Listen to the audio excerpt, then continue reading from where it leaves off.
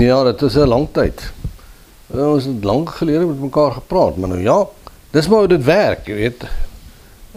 Ek dink baie mense dink ek het 'n klomp lesings daar by die huis. En dan vat ek die lesings en dan bring ek dit hiernatoe en dan lees ek dit net vir julle. Dit is glad nie so nie. Ek het 'n baie goeie idee waar ek op pad heen is. Maar soos die pad ontvou en soos die lering ontvou, moet ek wag dat daar inderdaad iets in my gelê word, dat ek 'n duidelike rigting kry waarheen ons moet gaan. Nou dit kan vir julle miskien 'n bietjie frustrerend raak, en dit kan vir julle wees dat, jy weet, julle raak nie mekaar. Ek wil regtig vir julle aanbeveel, dat julle, geen my notaboek daar, dat julle vir julle notaboeke kry. Ek weet mense hou nie daarvan nie, so 'n notaboek. Ekskuus. Geen vir my die ander notaboek, daai notaboek in jou hand, hierdie notaboek. Sien? Ons mense, wat ons klasgelde in riksdollars betaal het, skryf uit sulke boeke uit. Dis notaboek hierdie. Jy skryf met jou hand, vir al die jong kinders wat ding is. As jy so 'n notaboek het, okay, ek wil net hê jy moet net neerskryf wat ek met jou deel. Want as ek die kamera afsit, omtrent 7 ure later het jy 25% retensie van dit wat ek gesê het. En môre staan jy by die blaaivleisvure besig om die skape te offer. Alright? In afwagting van die groot spel. Jy weet die finale Afrikaner spel. En dan vertel jy vir jou pel van wat jy gehoor het. Dis daai. En dan kan jy nie onthou nie. En jy nou gesien, hoe probeer jy in 'n klomp opnames opspoor wat jy gehoor het. Ek belowe jy gaan nie kry. So, die punt met dit kort maak notas. Begin notas maak. Want ons is besig om dan in die vleis toe te gaan. Ek wou op die stadium by redding uitgekom het. Want ons almal praat van wedergeboorte, maar ons 'n bietjie weier is dit. En weet julle wat, ek sukkel daarmee. Dis asof daar net niks vastigheid kom nie. So ek moet rustig raak, weet net, ek wil baie graag daar uitkom. Want dis die kern van alles. Maar vanmôre wil ek met julle praat en vir julle vra, want dis baie duidelik vir my die afgelope 2 weke. Waarom doen jy wat jy doen? Kom ek gee vir jou 'n voorbeeld. Nou, ek in my getuienis het ek dit baie mooi uitgehaal, maar julle weet, ons het baie snaakse gewoontes. Die een van hulle is Sondag. Sondags, baie goed. Ek weet nie hoe werk het vandag nie, maar kom ek vertel julle, toe ek 'n kind was dit nogal nag hoor. Kyk, kerk toe moet jy gaan. Maak nie saak waarheen of hoe dit werk nie, sit langs jou pa. Maak nie saak of jy 3 of 4 jaar oud is nie, sit nog steeds langs jou pa. Kinderkerk het nie gewerk nie, so jy sit by jou pa. En hy sal jou altyd so op jou been druk. Alright?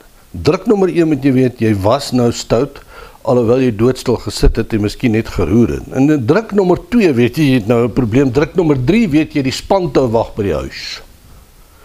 Bietjie anders wat julle nou groot word, nee. Maar weet jy wat gebeur? Sondag gaan ons kerk toe. Van die kerk af gaan ons huis toe en dan lees almal die koerant. Dis toe dit nog in papier was. OK? Dan lees ons dit, dan lees almal die koerant en dan word nou daaroor gepraat en al die goedmorse dinges en dan eet ons 'n hoender en dan klim almal in die bed en dan slaap ons saam.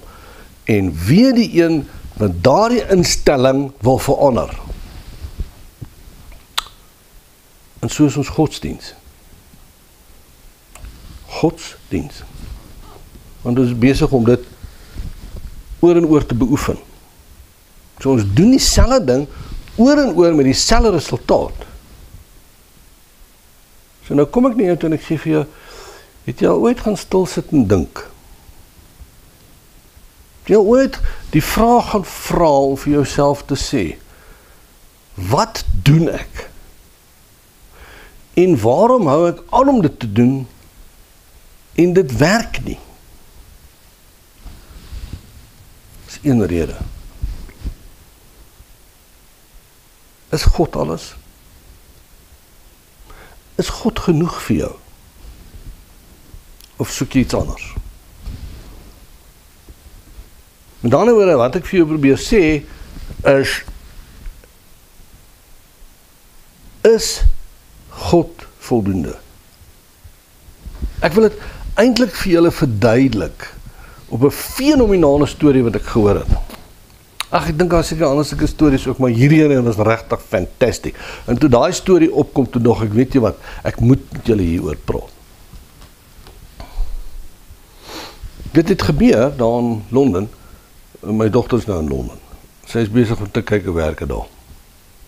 Okay. En in die kerk waar sy nou is, ek weet nie wat se kerk is dit nie, maar gelukkig is dit daarom 'n kerk waar die ouens verstaan. En in die kerk is daar 'n gesin. En die gesin was verskriklik opgewonde want hulle gaan Dubai toe. Ek weet nie of jy al ooit in Dubai was, nogal interessant. Baie mooi. En toe iemand in die kerk nou hoor dat hierdie gesin nou gaan Dubai toe gaan, toe sê hulle, nee man, weet jy wat, kom bly in ons hotel. Ons het 'n groep van maatskappye oor die wêreld en daar's verskillende hotelle. So jy moet nou weet, hierdie ou sukkel nie om brood te koop nie, né? En hulle moet daar gaan bly. En dit is toe so, en hulle kom in Dubai aan en hier staan hierdie hotel, my maat, alles wat oop en toe maak. Ek meen, fenomenaal, dis net fantasties. En in daai hele situasie, kyk hulle daarna en sê, wel, ons beter nie hier eet nie. Want hierdie goed gaan baie duur wees.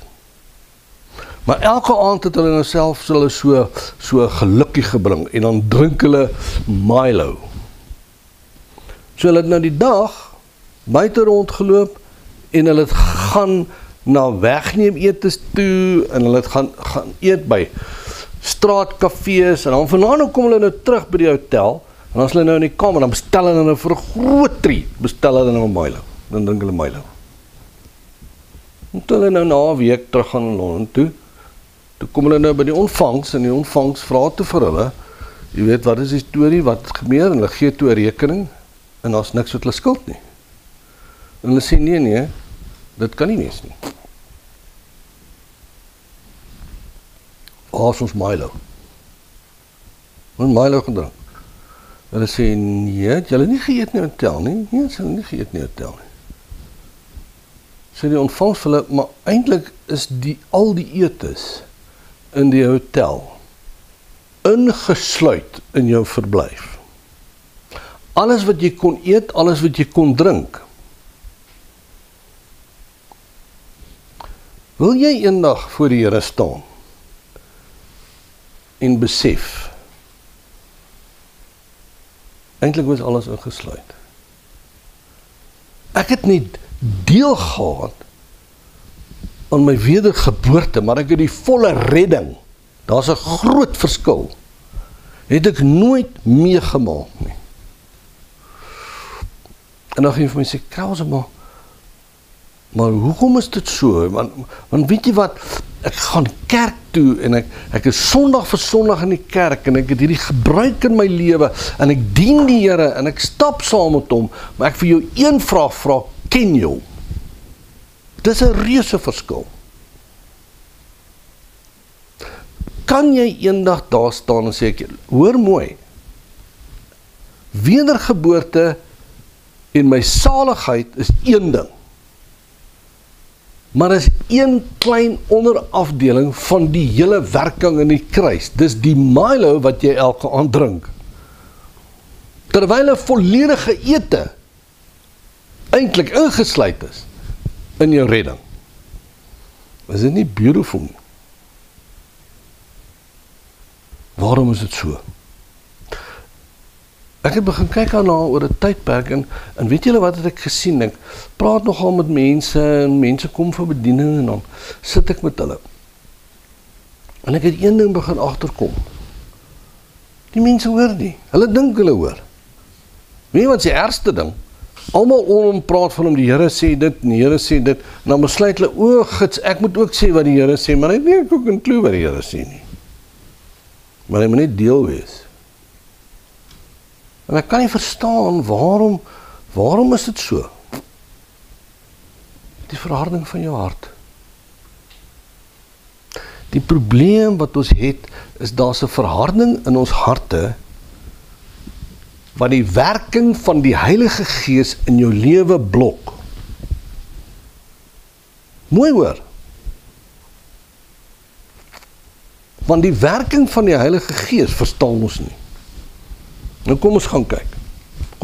Hoekom sal ons nou sê, ons verstaan nie die werking van die Heilige Gees nie? Die Heilige Gees het verskeie funksies en ons is nie besig om nou vir julle 'n groot teologiese eksponensie te gee van die Heilige Gees en sy werking. Ek wil 'n doodeenvoudige ding vir jou verduidelik, wat ek in die Bybel raak gelees het. En dit staan in Johannes 16, en ons gaan nou ongelukkig in die Engels lees, maar nou versigtig wees met die Engels, maar meeste van die mense vandag praat meer Engels as Afrikaans, en dan bestaan hy bekend as Jan van der Merwe. Dit is baie interessant, nee.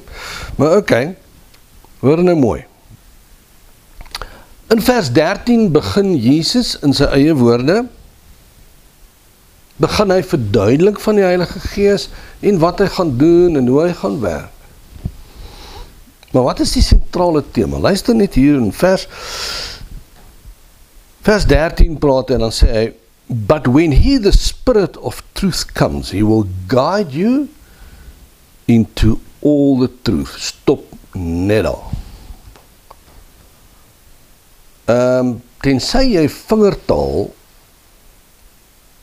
kan lees. Of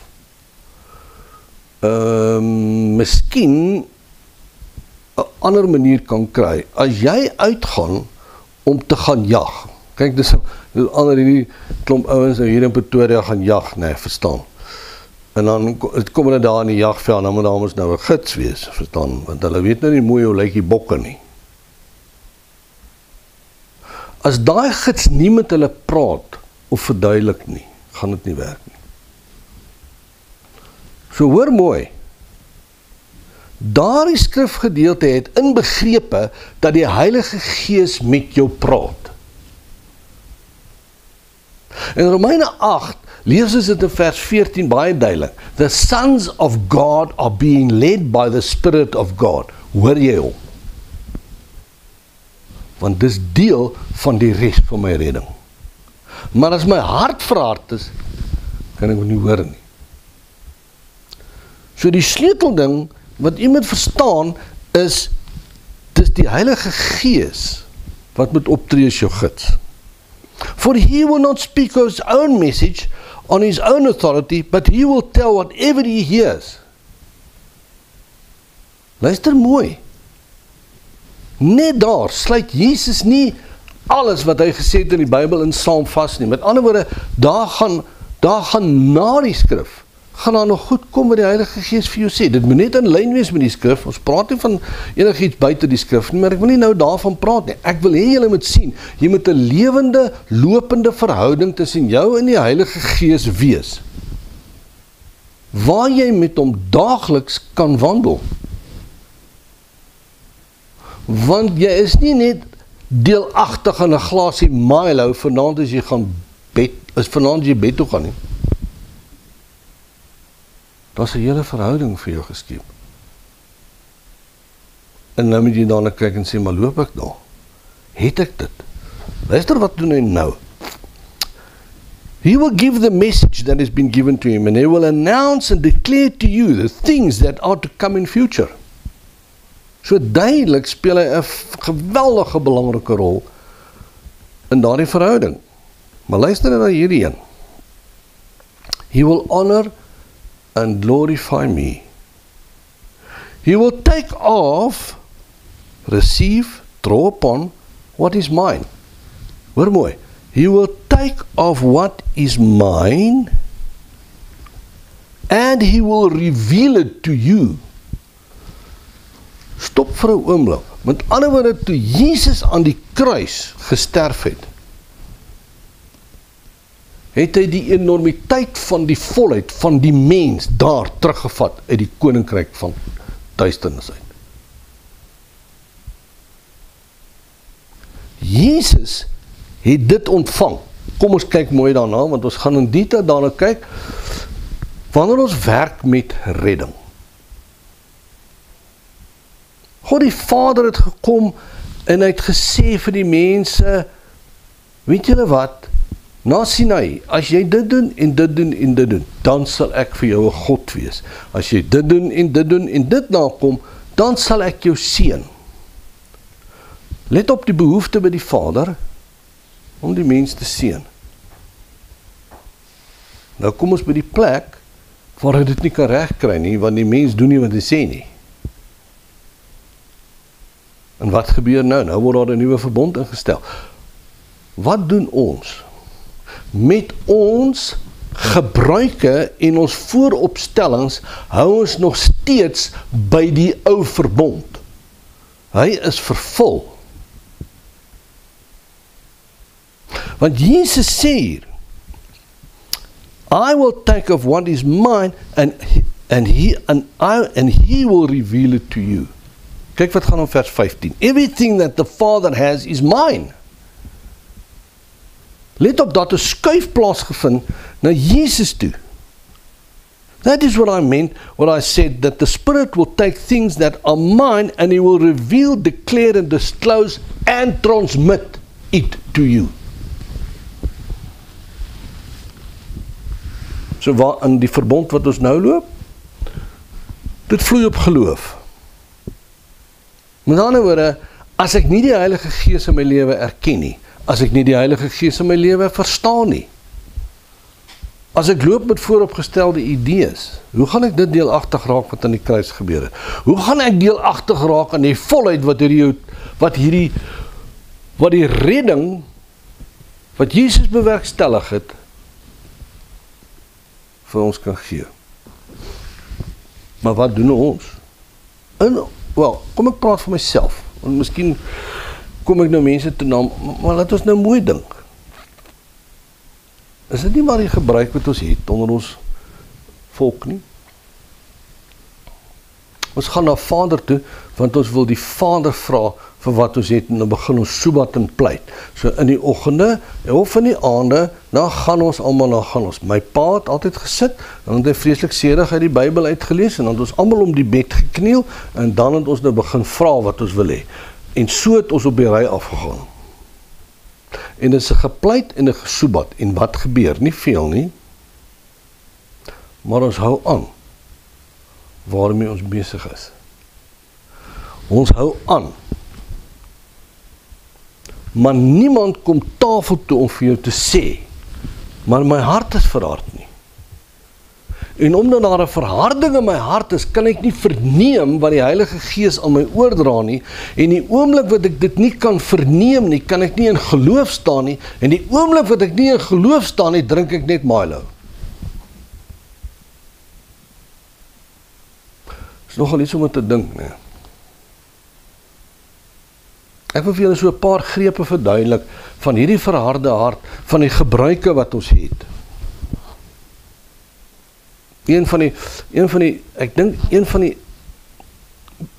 Ek dink seerste goed.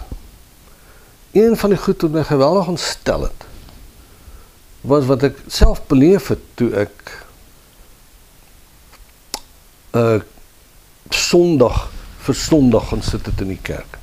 En nou praat ek van, jy praat nou van ouens wat werklik glo in die Heilige Gees, ensovoorts. En op 'n stadium het die pastoor my gevra, nou wat sê jy? Nou, wat is dit wat jy moet gebeur? Toe sê ek, maar hoekom los julle nie die diens dat die Heilige Gees beweeg nie? Maar ons doen dit, ek sê julle doen dit glad nie, want die Heilige Gees moet binne 2 ure beweeg. Nou as hy nie binne 2 ure beweeg nie, dan het ons nou 'n probleem. Toe sê vir my nou, wat stel jy voor? Toe sê ek, weet jy wat, kom ons kyk. Die oomblik wat ons sien dat die Heilige Gees iets wil doen, dan los jy die diens. En 2 Sondae later toe gebeur dit. Nou, daar is verskriklik baie detail daaraan, dit was fantasties geweest, ek het dit natuurlik erg geniet. En daar gesit in die beweging van die Heilige Gees, en die mense het begin huil voor die Here, mense het begin om hulle sondes te bely, party ouens het vorentoe, dit was 3,5 ure se genot. Maar die pastoor het nie gepreek nie, want hy kon nooit by sy preek uitkom nie. Toe nadat hy sê, julle kan nou maar loop soos julle wil, en toe begin ons die een en die ander loop, en 3,5 ure nadat ons begin het, toe is die kerk seker nou maar leeg. Maar ek het hier, na omtrent 2,5 ure kon ek het naamlik meer, die teenwoordigheid van die Here kon ek het nie meer hanteer nie, en ek het toe buite gaan sit in my kar. Die deur oopgehaat, en ek het gesit en wag vir my vrou. En dan stap 3 mense voor die kar verby, die seun en die ma en die pa. En die pa het so gekyk, en het vir sy vrou gekyk, en hy het gesê, ek is maandag, is ek by die kerkraad. As hy nie preek nie, kan hy nie 'n salaris kry nie. Ek vra julle net, hoe desperaat is jy? Maar vergeet nou waar ons daarna kyk. Kyk na die ander situasie. Kyk na die situasie om te vra, maar beweeg die Heilige Gees daar waar ek Sondag vir Sondag my verwyl? Beweeg hy daar? Het hy regtig things? Ja, maar jy moet verstaan. Ons kom sommer so by mekaar. Ja, maar luister, dis net 5 Sondag, dan is ons weer in 'n ritueel. Kan jy by die plek kom waar jy oop tyd vir die Here gee? Ek het dit nog nooit gesien nie. Nog nooit. Kan ons by die plek kom waar ons alles net om ons tot stilstand bring en gaan sit en sê, Here, wat is dit wat U wil hê? Want ek dink daar lê die sleutel. Ons wil God in ons patroon inpas. Hy gaan nie laat inpas by jou patroon nie, broer. Kyk na al die groot lewens, dis ouens wat gaan sit het by die Here en net met hom tyd spandeer het. So ons moet onderskei tussen siel en gees. Hoe doen ons dit? Kom ek gee vir jou 'n voorbeeld. Daar's 'n boek wat ek wil nou nie die skrywer skryf nie, want baie negatief oor die skrywer en baie mense is baie negatief teenoor die ou en ek kan dit verstaan. Maar jy weet hoe werk die Christene mos? Nou die ou nou een of ander negatiewe ding gedoen, dan verwerpel hom, hulle praat nooit weer van hom nie, hulle luister nie nog. Hy is geslaan met die melaats. Jy mag nie weer enigstens iets met hom te doen hê. Wow.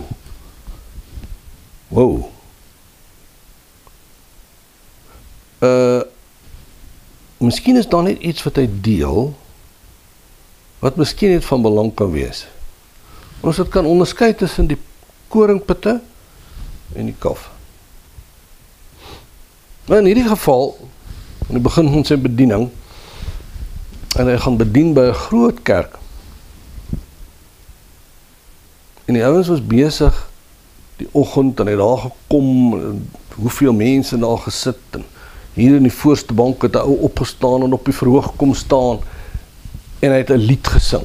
Maar die perfekte stem, die perfekte intonasie, die perfekte klank, alles was net fantasties.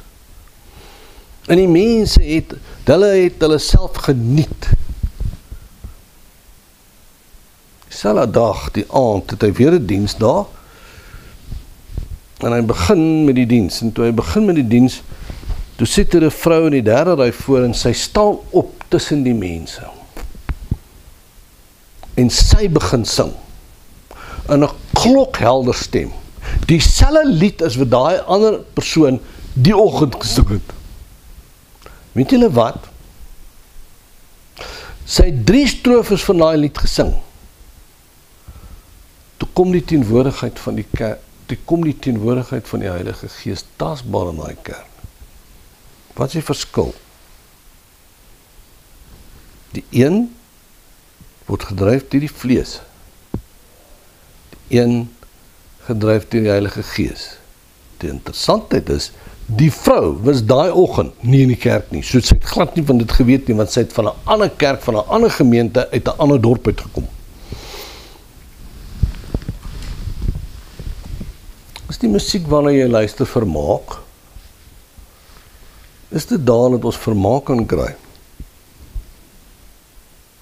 So die vraag gaan wees, is jy regtig waar jy moet wees? Ek wil nog 'n paar voorbeelde vir julle noem, maar op hierdie punt wil ek vir julle sê, kom ons vat net so 'n breek, ons gaan oor na deel 2 toe, waar ek aangaan met, wat is daar in my lewe, wat ek hierdie gebruike het, wat hierdie probleem veroorsaak vir die verandering van my hart. En dan praat ons weer.